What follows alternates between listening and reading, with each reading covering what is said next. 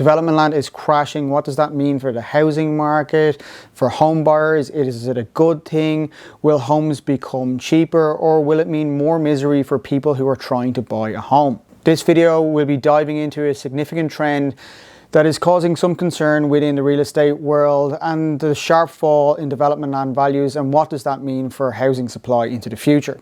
Before I go on, about 65% of the viewers of this channel have yet to subscribe to the channel. Please show your support for the channel. It means a huge amount to me when you do hit that subscribe button. Keeps me motivated to continue to make more of these videos and put out this content. So please do us a favor, show your love and hit that subscribe button. Thanks a million. So according to recent reports from Knight Frank Research and others, we are witnessing a remarkable drop in development land sales during the first half of 2023 in Ireland. And a total transactions for development land fell to a mere 106 million for the first half of 2023. This is according to Knight Frank. Cushman have it at about 130 million.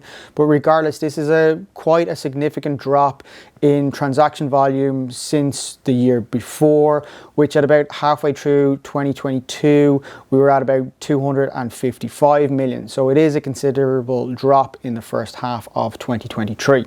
What's even more startling, and a number of the reports highlight this, is the change in transaction categories. In the first half of 2023, there was no large transactions exceeding 50 million, which accounted for about 50% of spend in the first half of 2022.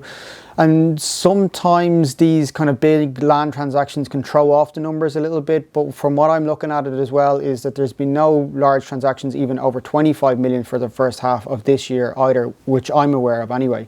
And with 45 deals completed in the first half of 2023, the average deal size has significantly dropped as well. The majority of the commercial agents' reports I've read have highlighted the challenges that development land is facing, and there is no doubt that acquisitions have become far more complex in recent years, especially with rising build costs and interest rate hikes over the last year or two. These factors have affected the viability of many projects, and it's making it harder to secure funding and get planning permission as well. Despite many of these challenges, many of the agent reports I read were buoyant or suggested cautious optimism around development land outlook, quoting that the core factors supporting residential development remained favourable, i.e. strong economic growth, increasing population, and a decent demand or sustained demand for housing, which are all true. And I suppose if you think about it in one way, a rising tide does lift all ships, and I suppose the same could be said about development land values and development land sales. To summarise the reports, on the commercial side, industrial and city centre development, office developments have maintained their appeal. Drive from e-commerce on the industrial side is keeping demand quite high there, and on the business side or the office side, businesses or tenants are looking for high energy efficient spaces to meet their environmental targets, and that kind of space is quite limited at the moment, which is keeping rents high, and therefore sites that are available to be finished, i.e. shovel-ready sites with planning permission, they have kept their appeal, and they're achieving quite high prices. But that being said, within the reports, I don't quite think the activity reflects that, because it has fallen in such a dramatic way. In the first half of 2023, 67% of the spend was directly towards sites that had planning permission, and sites that had planning permission were in scarce commodity, and premiums were paid of about 20%. I think anything that has a feasible planning permission should demand quite a higher price or higher premium. I'm not even quite sure I'd call it a premium for sites with planning permission over sites that don't have planning permission, because I would just call it a fair value, because it takes a considerable amount of time and effort to get planning permission because of all the factors in terms of trying to get planning permission and NIMBYism, i.e. not in my back garden, and therefore I wouldn't call it a premium that they're being paid for on these sites that have planning permission. I would call it fair value, because it takes an awful lot of time and effort to get planning in the first place. I've done countless development appraisals over the last 18 years or so, perhaps over 1,000, and I'm not quite as optimistic, or I'm not as optimistic about the value of development land over the next few years as many of these agents' reports. Supply of good sites is an issue, and some of the best sites do sell off market. But if I was to take a look at that right now quickly within the Dublin area, I would see that there's probably not a huge amount of sites for sale at the moment. But that's not what I quite want to highlight. But some of the sites here are not great. Some of them aren't even really development sites. But as you go through it, I've been looking at some of these sites. So like the first one here on Rackgar, in Rackgar Avenue, that site there, small site, but that's a site that I looked at probably back in 2019 for a small co-living, when that was still available to do or able to do or even look at doing. And as I'm scanning through these, some of these have been on the market for a long time, even though there's only about 72 of them available in Dublin at the moment. Some of these sites have been around for a while. I'll see if I can find any bigger ones. So yeah, looking at this site on Parkgate Street in Dublin 8 near the entrance to Phoenix Park, I guarantee you that site has been on the market for a few years now, probably since about 2019, maybe late 2019. That site has been on the market, so we're nearly going close to 4 years that property has been on the market. Guaranteed there's an article somewhere in the Irish Times about that hitting the market.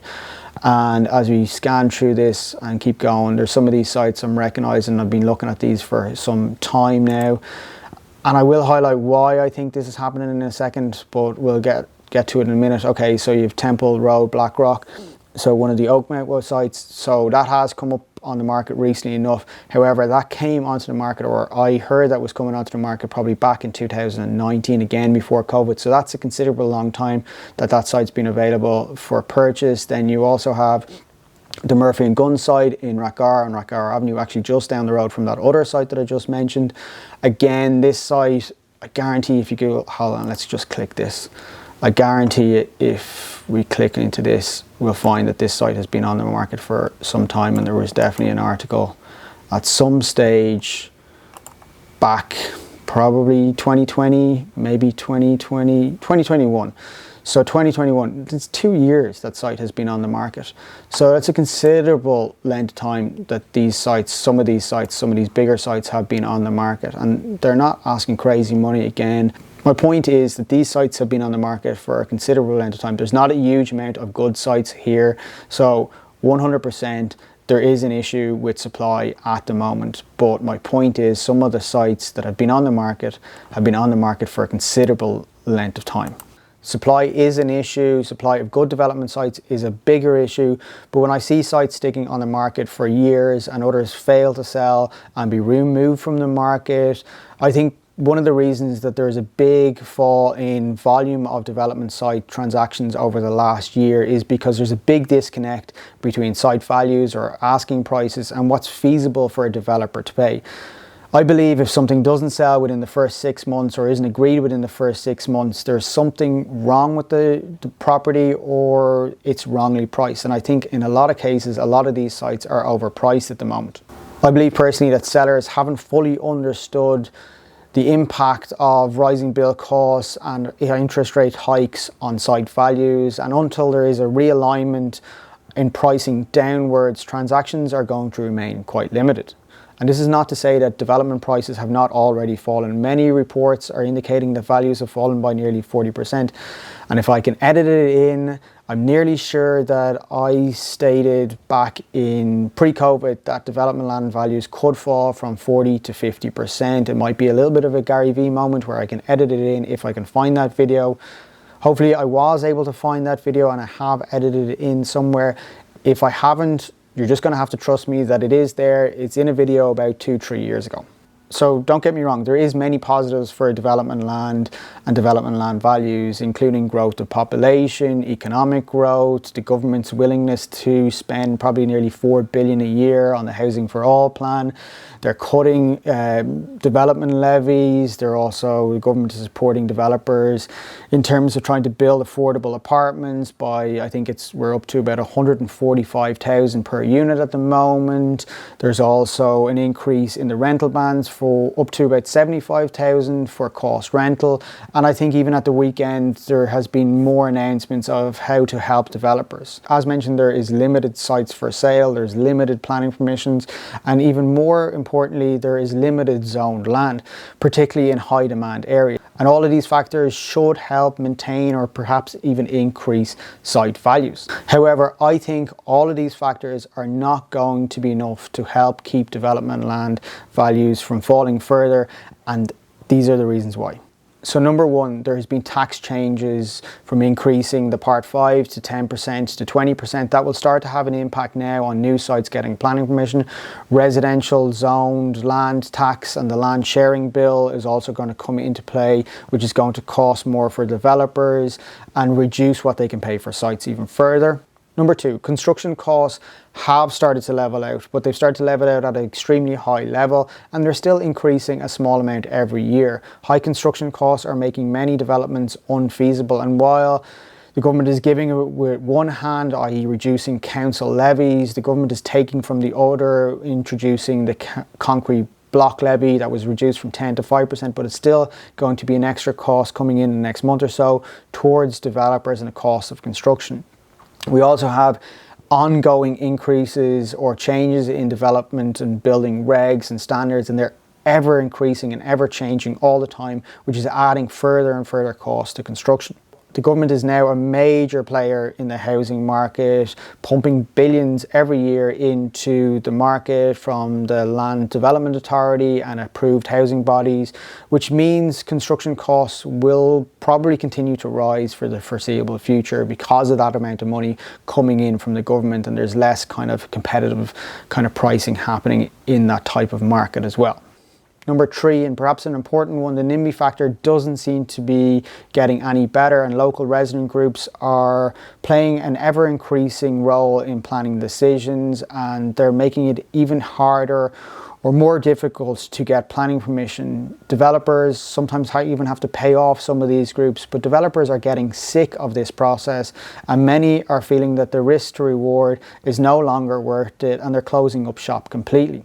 And this will lead to some opportunities for other developers, but it's not ideal for the market if we're losing these experienced developers, and I don't think many young people are getting involved in the business, so it is going to have a major impact on values of sites because there's going to be less people looking to bid on them, and there's less developers in the market to actually buy them.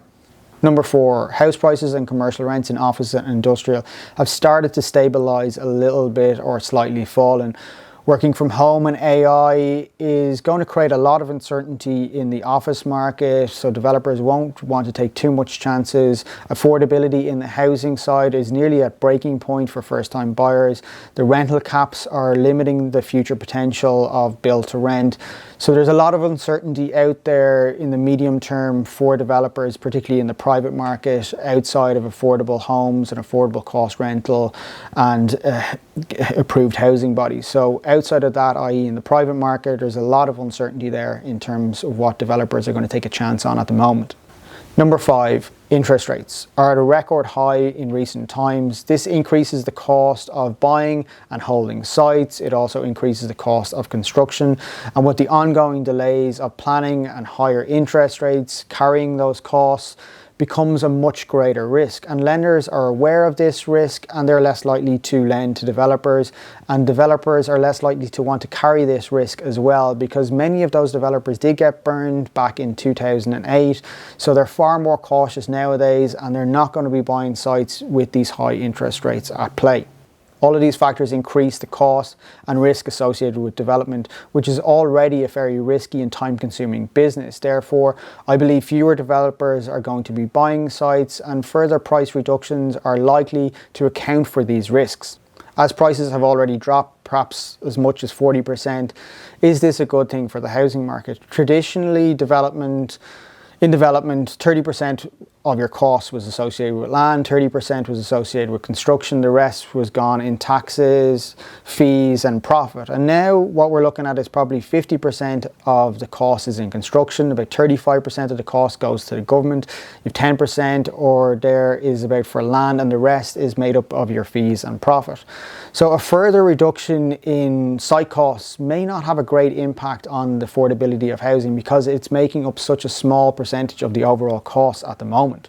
Therefore, further price reductions in development land is probably going to have a very minimal impact on the costs associated with developing new homes and will have a little impact on the affordability for many buyers. Without private developers, the only new homes will be for approved housing bodies and councils, and private buyers need developers to take the risk to provide that supply. With transactions falling so dramatically in the first half of this year, I do not believe that there will be much change for the rest of this year, as many sellers and developers will adopt a wait and see approach. I am aware of a handful of very experienced developers who have pulled back completely from the market, and this doesn't bode well for people who are hoping to buy a home, because supply will continue to be an issue because demand will outstrip supply without these developers providing more homes. The government's Housing for All plan of nearly 4 billion spent every year will keep supply up, but money or access to funding has never been the issue, or never been the real issue in recent years. And falling land values are probably going to do very little to support or improve supply on the housing side. The main issue has been for many years is the lack of zoned land and NIMBYism, which is continuing, and the government's plan to spend billions won't really matter unless they sort out the zoned land and the planning system. What's needed is more zoned and serviced land. If young people want to get a chance to get on the property ladder, more certainty is required for locals and for developers within development plans, because too much time is given and too much time is wasted, which adds a huge amount of cost to development, which is ultimately passed on to the buyer at the end of the day. And therefore more certainty around planning is also required, as well as more zoned land. I will leave you with this: be careful what you wish for. The media and social media have been hating on developers for the last 15 years, and they might get their wish. Developers are becoming a thing of the past, and without developers there'll be very little new homes for the private market. So hopefully you've watched all the way to the end, and hopefully you haven't been too distracted with the lake behind me and the light changing. It's very difficult to get the lighting right in this place at the moment, but will continue to push out videos and get content out there. So please show your support, like the channel, subscribe to the channel, like the video, and as always, thanks for watching.